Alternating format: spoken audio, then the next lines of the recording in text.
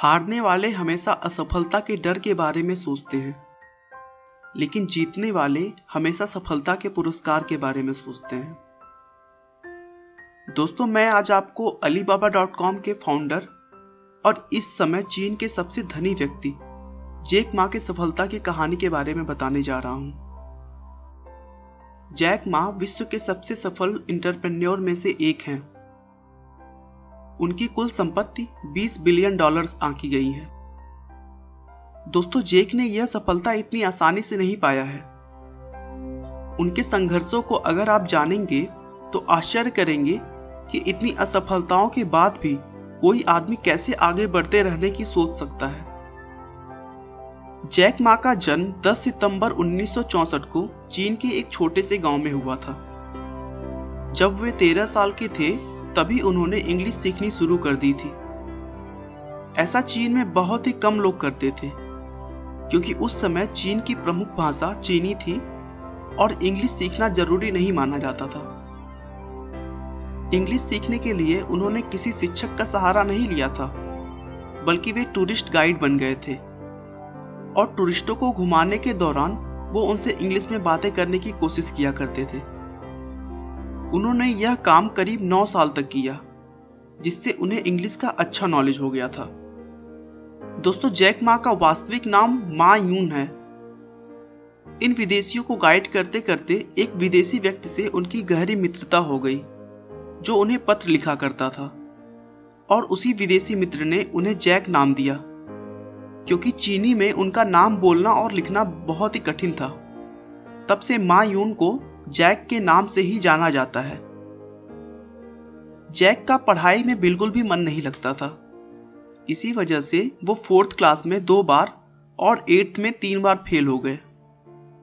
कैसे भी करके ये सभी एग्जाम्स पास की तो ग्रेजुएशन के एंट्रेंस एग्जाम में उन्हें 5 बार असफलताएं मिली। उसके बाद जैक ने एक बहुत ही खराब माना जाने वाला इंस्टीट्यूट में दाखिला ले लिया, जहां से 1988 में उन्होंने अंग्रेजी में ग्रेजुएशन की एग्जाम पास की। जैक मा के कैरियर की शुरुआत भी बहुत ही असफलताओं से भरा हुआ था।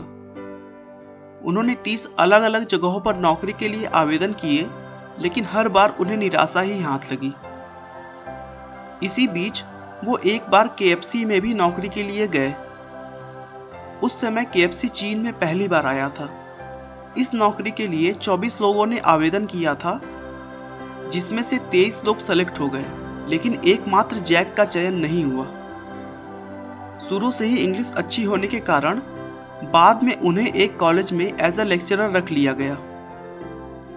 उसके बाद उन्होंने कुछ दिनों तक ट्रांसलेटर का काम किया।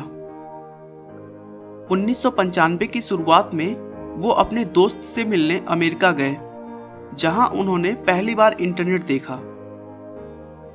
जैक मा ने इससे पहले कभी भी इंटरनेट नहीं चलाया था। जैक ने जब पहली बार इंटरनेट चलाया तो उन्होंने बियर शब्द खोजा।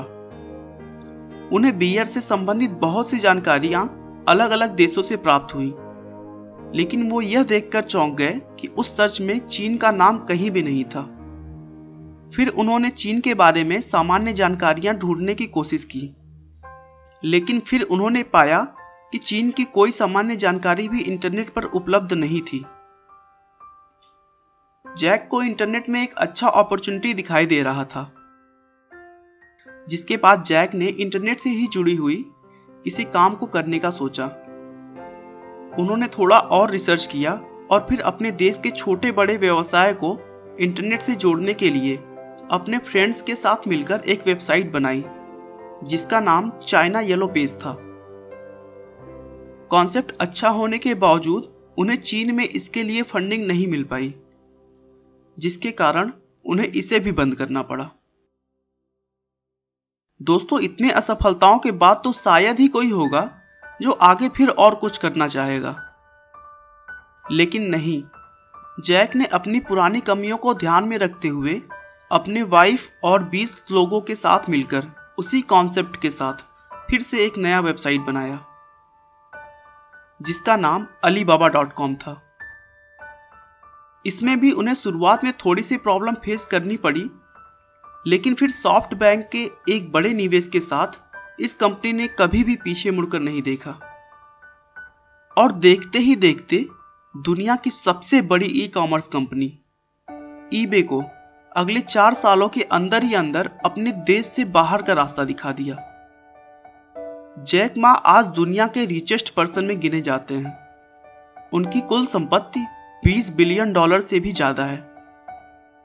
दोस्तों, अलीबाबा की नेटवर्क फेसबुक से भी कहीं ज्यादा है और जितना कमाई अमेजॉन और ईबे मिलकर करती हैं, उससे ज्यादा जैक की कंपनी अकेले करती है। दोस्तों, हमें असफलताओं से घबराना नहीं चाहिए, बल्कि उसका समझदारी के साथ मुकाबला करना चाहिए, क्योंकि वक्त हमेशा एक सा नहीं होता है। अगर आपकी जिंदगी में अभी छांव है तो इंतजार करिए, सफलता की किरण आपकी जिंदगी को भी रोशन करेगी।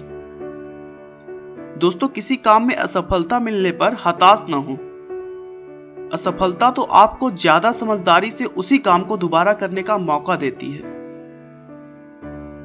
आपका बहुमूल्य समय देने के लिए बहुत बहुत धन्यवाद। इस वीडियो को लाइक करके आप हमारा मनोबल बढ़ा सकते हैं। मैं हर रोज एक नई इंस्पिरेशनल और मोटिवेशनल वीडियो के साथ आता हूं।